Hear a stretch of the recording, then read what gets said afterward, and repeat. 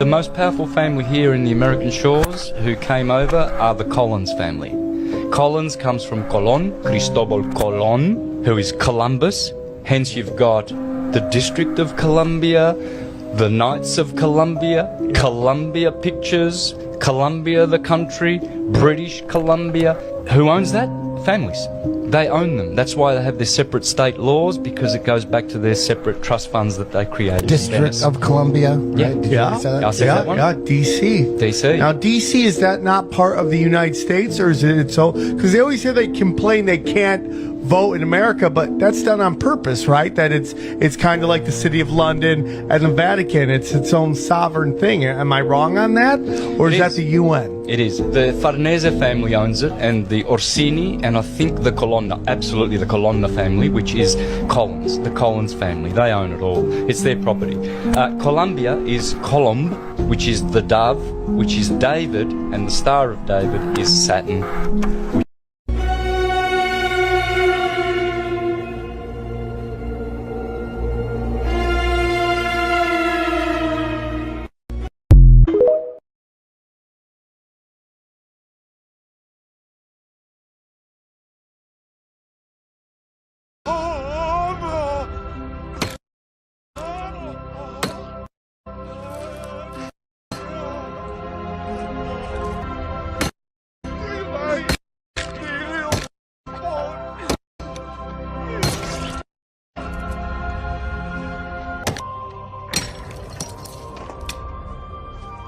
The most powerful family here in the American shores who came over are the Collins family.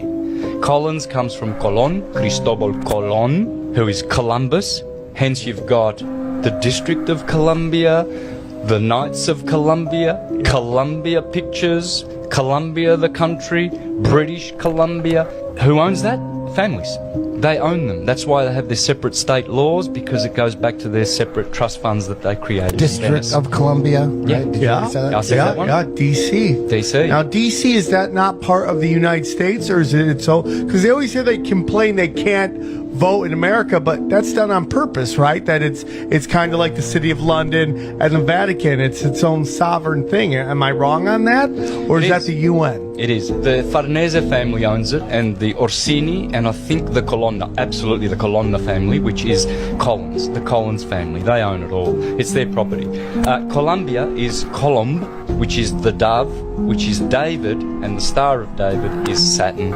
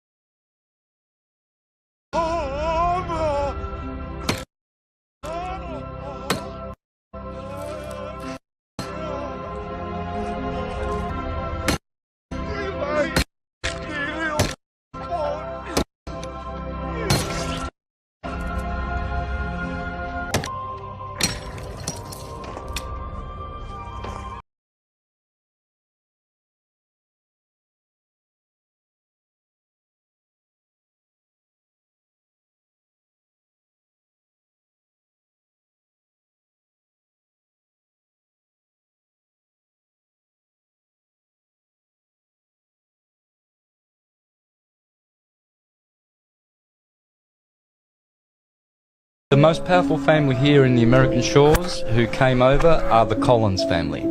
Collins comes from Colon, Cristobal Colon, who is Columbus. Hence you've got the District of Columbia, the Knights of Columbia, Columbia Pictures, Columbia the country, British Columbia. Who owns that? Families.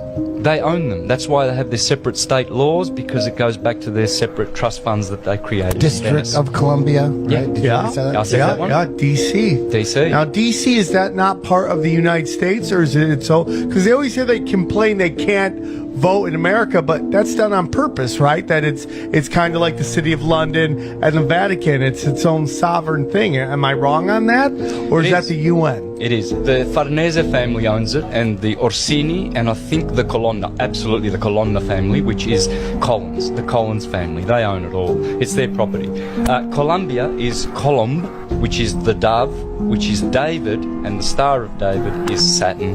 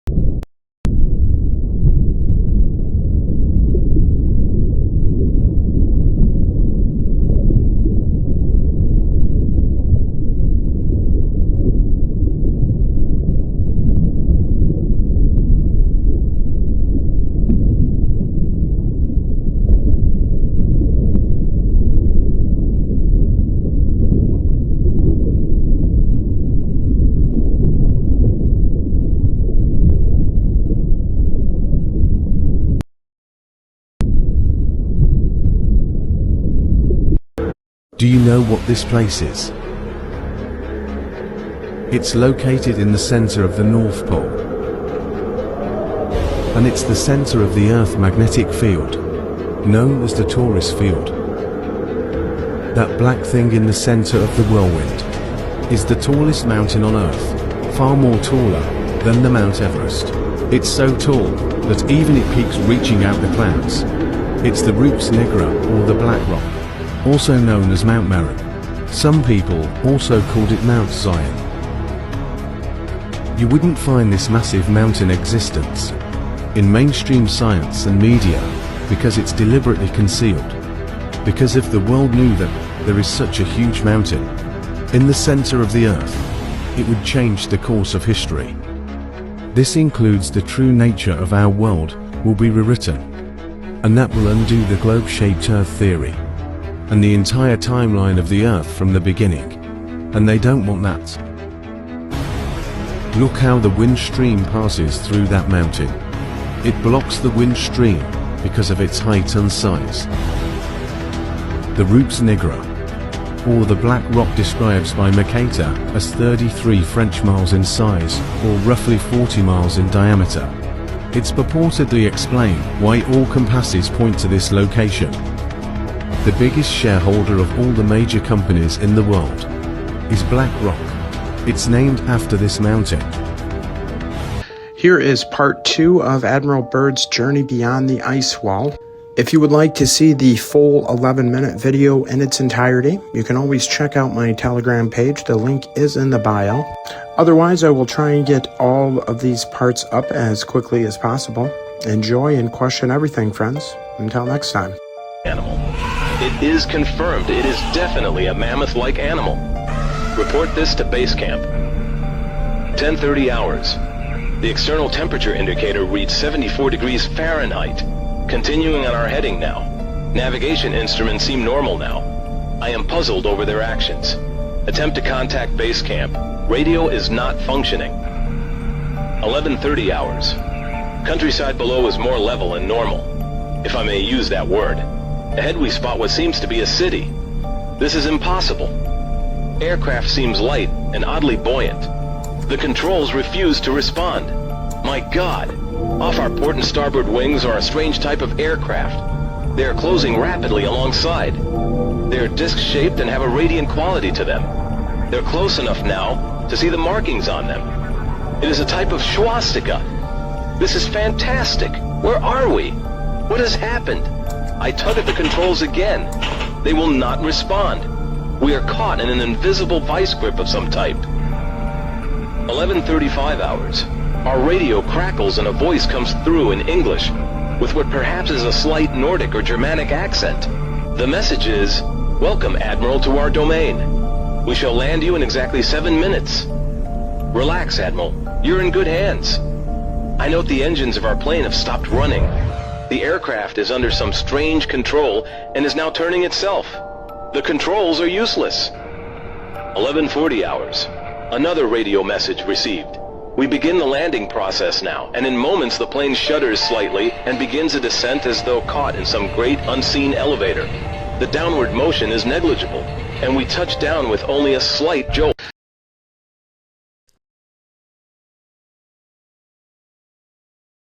Ancient temples, we call them temples. I call them factories of human engineering or any other type of engineering, creating human creatures or half human.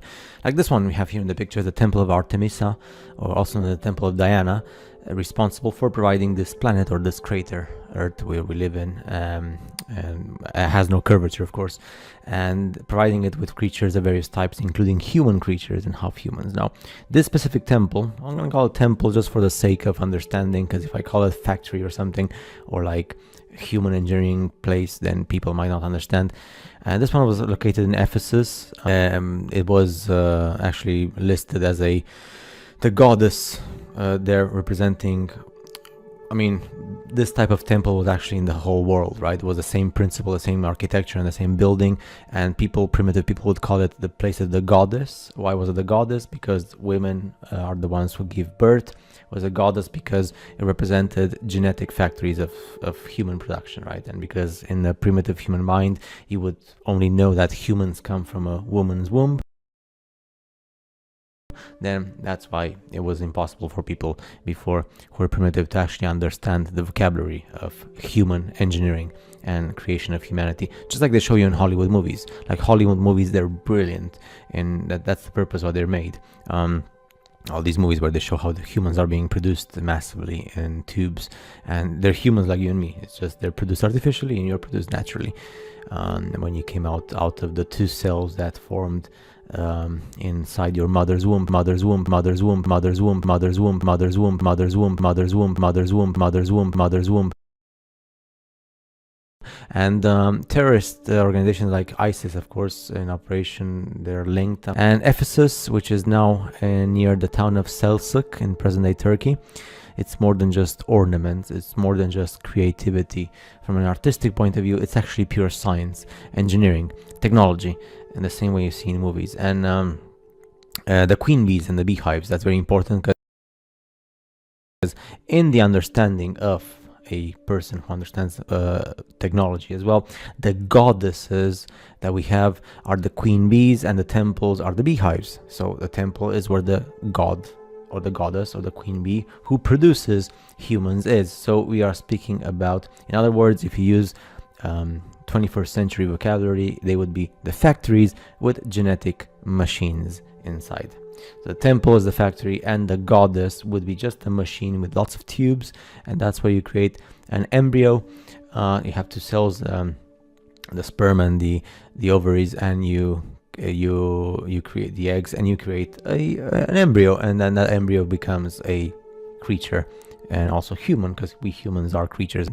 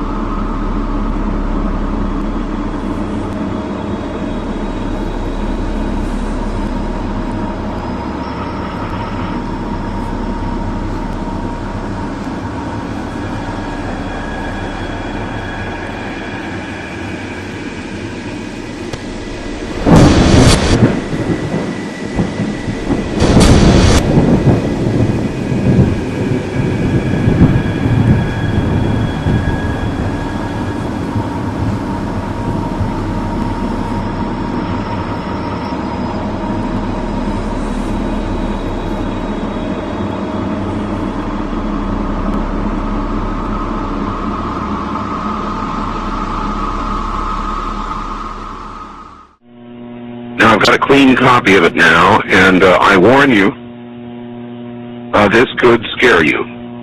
Here's the email. Dear Art Bell, I just recently began listening to your radio show and could not believe it when you talked about the sounds from hell tonight. My uncle had told me this story a couple of years ago, and I didn't believe him. Like one of your listeners who discounted the story as nothing more than just a religious newspaper fabricated account.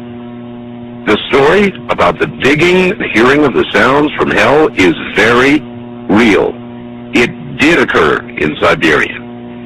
My uncle collected videos and so forth on the paranormal, supernatural. He passed away fairly recently, but he would have loved your show. He let me listen to one of the audio tapes that he had on the sounds from hell in Siberia, and I copied it. He received his copy from a friend who worked at the BBC. It took me a while to find it tonight, but attached is that sound from my uncle's tapes. It's not the greatest quality, but the sounds are there. I was very hesitant to send you this, as the sound bothers me to listen to. I'd suggest that if you do play it on the program, warn listeners in advance so they may have the option of turning the radio off for 30 seconds while it plays. It has always haunted me. To those who discounted the Siberia sounds from Hell's story, it is true, and I, for one, wish it wasn't. Rick, listening from Chicago. And so I submit now they cleaned a better copy to you, and I warn you, what you are about to hear is very disturbing indeed.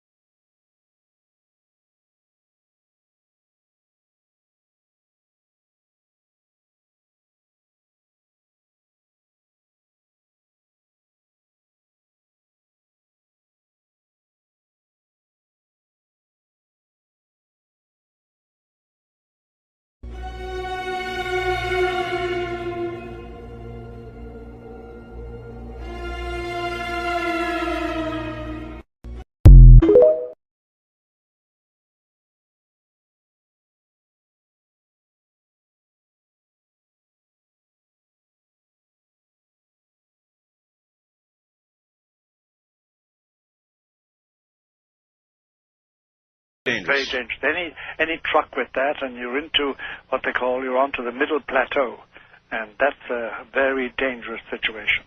Doctor, 3 days of darkness? Yes, there's no doubt about it. There are going to be 3 days when there's a great darkness over our Earth, and during which it will be dangerous to be abroad, to be outside your home. and even in your home it may be dangerous. 3 days without sun? 3 days without the natural light we're used to, art, yes. Without that. But it's like everything else, when it takes place, they will endeavor to give it an astronomical and a geophysical explanation. You know, so much of what you're saying this morning, my audience knows, you might not, because you're in Manhattan, where I presume that you've not been able to hear me. Yes, I've heard everything you said tonight. Well, tonight, yes. But, Doctor, in just the past week, I don't know why, I asked the audience, yes, if one day you arose and the sun did not come up, what would you conclude? I just asked them that general question, and... what was the answer? The answer was, many answers were flippant, yes, but many answers were, they would conclude that the end has begun. It was just, it's eerie to me that I even asked that question. I know. All right. I know. East of the Rockies, you're on the air with Dr. Malachi Martin. Dr. Malachi Martin, ex-Jesuit, former exorcist, and one-time advisor to 3 popes, is currently a best-selling author. As a premier investigator of clandestine politics and unlikely alliances of popes and cardinals, his novels offer rare insights into the men who guide nearly 1 billion people in faith and broker the destinies of countries and continents. As a member of the Vatican Intelligence Network, I didn't know they had one, under Pope John XXIII, Martin helped extend the church into Iron Curtain countries. In 1964, after 25 years as a Jesuit, he left Rome for New York, where he did odd jobs until a Guggenheim Fellowship enabled him to write his first bestseller, Hostage to the Devil. But first of all, satisfy yourself that there's nothing physical, no physical basis. Then 1 or 2 expert psychiatrists, usually people who don't believe in God, by the way, because they're skeptical, must tackle you and find out, are you just plain loony, or is there something they don't understand? And Sure. they come back with a report saying, well, the pattern is normal, we can't explain it. Then the church authorities generally say, okay, let's try exorcism. And in the first 20 minutes, basis, then 1 or 2 that look very like possession, but are not. So you must first of all satisfy yourself that there's nothing physical, no physical basis. Then 1 or 2 expert psychiatrists, Korea, or a simple tumor on the brain, which produces phenomena, produces events in a person's life that look very like possession, but are not. So you must first of all satisfy yourself that there's nothing physical, no physical basis. Then 1 or 2 expert psychiatrists, usually people who don't believe in God, by the way, because they're skeptical, must tackle you and find out, are you just plain loony, or is there something they don't understand? And Sure. they come back with a report saying, well, the pattern is normal, we can't explain it. Then the church authorities generally say, okay, let's try exorcism. You might say, Bill, but I'm a Christian. I'm not going to hell. Why do I need to hear about hell? 3 quick reasons. Number 1, when you understand how severe hell is, you'll be much more appreciative of your own salvation from what you were saved from. See, a lot of Christians today believe in a teaching called universalism or annihilationism. Annihilationism is a teaching that says you simply cease to exist if you deny Jesus. But that's not true. Jesus said in Matthew 25:46, these shall go in everlasting life, and these shall go in everlasting punishment. He used the word everlasting as the word aionios. So just as heaven is everlasting, so is hell everlasting. It says the same thing in John 5:29, Mark 16:16, Daniel 12:2, Acts 24:15, Matthew 13:30. All these places point out that hell is eternal, and you'll thank God you were saved from this horrible place. Number 2, it causes us as Christians to walk more in the fear of the Lord. Now, a lot of Christians live compromised lifestyles today. They live in sin, backslidden. You hear guys living with their girlfriend, sleeping with their girlfriend, cheating on their taxes, all kinds of things that people do as Christians because they have a lack of the fear of the Lord. You know, and the fear of the Lord is simply, Deuteronomy 6 and Deuteronomy 17 said the fear of the Lord is to read His Word and to obey His Word.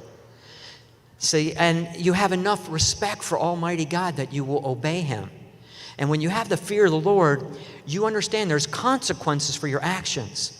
But also that we serve a loving God that gave so much for us that you don't want to offend Him. You want to show respect by obeying His Word. So when you understand how severe hell is, you know, Proverbs 16:6 says, by the fear of the Lord, men depart from evil.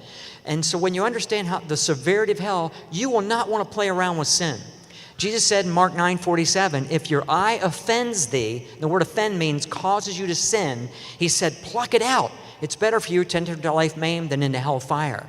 So He's telling you, if you're playing around with a sinful lifestyle, you're in danger of hellfire. So understanding hell will cause you to walk that straight walk and not compromise. And number 3, it will give us as Christians more of a passion for the lost. Revelation 13:6, James 2:7, and some others. Then they directed that hatred they had for God, they directed towards me. These eyes were evil, wicked. You can feel the hate, how they look at you. You can sense that hate. That hate is so overwhelming that not even a human being in this earth has that kind of hate. People their flesh burns. They burn, and the flesh falls. And your bones get nice and toasty and black and gray. And they were screaming so loud you want to get away from the screams, but you have to endure that for all eternity. And as I went down deeper and deeper into the earth, I started hearing a woman screaming, and all she could do was scream. She didn't stop screaming. The screams never stopped. She never stopped. It was just a constant screaming. They were just 1,000 times worse than what you could have ever heard on earth. Fire. People are burning. There's been people burning there for many, many, many years, hundreds of years. And they were screaming so loud you want to get away from the screams, but you have to endure that for all eternity. See, Job 7:9 says, he that goes down to Sheol shall come up no more. You have the understanding you're not going to get out. And you don't realize how tormenting of a thought that is, to have no finality with your family. You can never say goodbye to them, never tell them you love them, never hug them, nothing. And they don't know that you still exist. See, death does not mean cease to exist. Death means separation from God if you don't know Jesus. You still exist, you're just down deep in the earth. And to not be able to say goodbye and to live with that thought forever was extremely tormenting. I wanted to talk to a person, just anybody, right? There's pleasure in conversation and being with people. But in hell, you're denied that. See, even though I saw those people in the pit, they're all kept at a distance from each other. So you have no conversation. You're just isolated and alone, all by yourself for all eternity. Ecclesiastes 9:10 says, there is no work, nor device, nor knowledge, nor wisdom in Sheol. And it doesn't matter if you're somebody famous here, no one would know who you are there. You have no identity again. Ecclesiastes 6:4 says your name is covered in darkness. You're completely forgotten. Psalms 88:12, Isaiah 26:14, Deuteronomy 32:26. Many verses talk about being forgotten. And you don't realize even that's tormenting because nobody up on the earth has given you a thought. The stench is the most foul, putrid, disgusting odors, worse than any open sewer you have ever smelled. A smell that I wanted to die.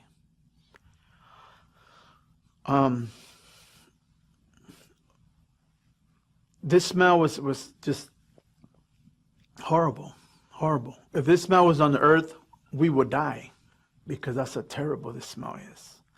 Because the toxicity of the sulfur coming up, it will kill you. It's called sulfur dioxide. It's toxic to breathe. Well, sulfur is just another word for brimstone. So you're breathing in this foul, putrid, disgusting air that you don't want to breathe. But it's even worse than that. There's not enough air in hell to breathe.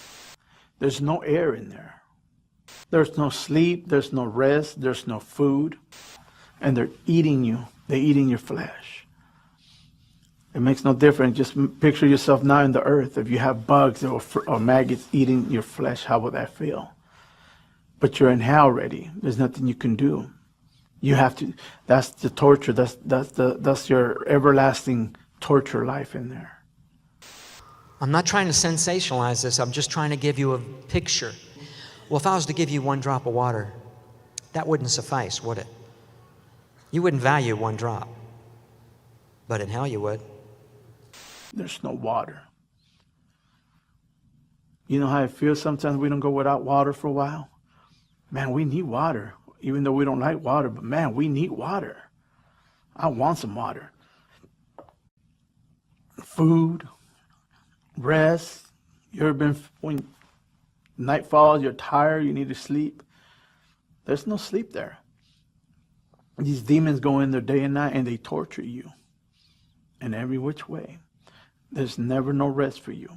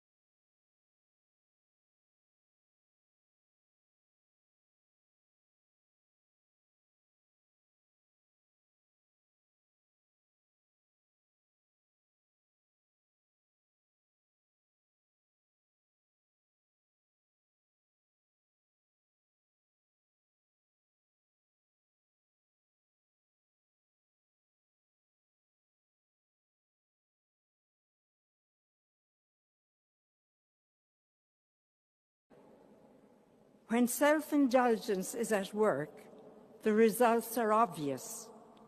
Fornication, gross indecency and sexual irresponsibility, idolatry and sorcery, feuds and wrangling, jealousy, bad temper and quarrels, disagreements, factions, envy, drunkenness, orgies, and similar things. I warn you now, as I warned you before. Those who behave like this will not inherit the kingdom of God. What the Spirit brings is very different. Like, what would you do if you found out your mom and dad went to hell? Wouldn't that just ruin the rest of your life? You'd be walking around, they taught me everything I know. I even look like them. Of course, my mom would drive the devil crazy if she ever went to hell. She'd spend eternity going, something's burning. I can smell it! Why?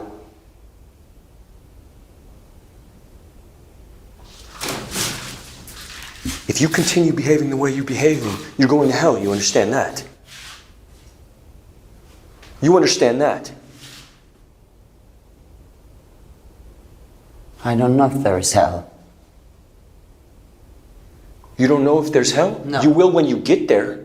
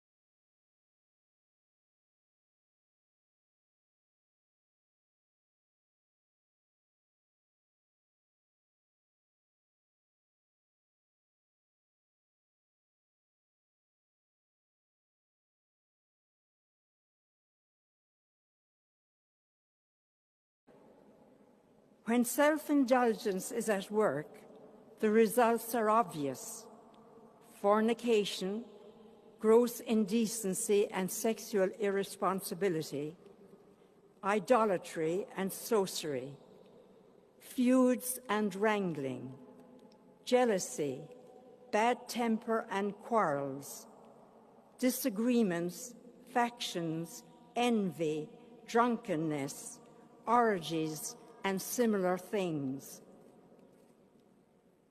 I warn you now, as I warned you before. Those who behave like this will not inherit the kingdom of God. What the Spirit brings is very different.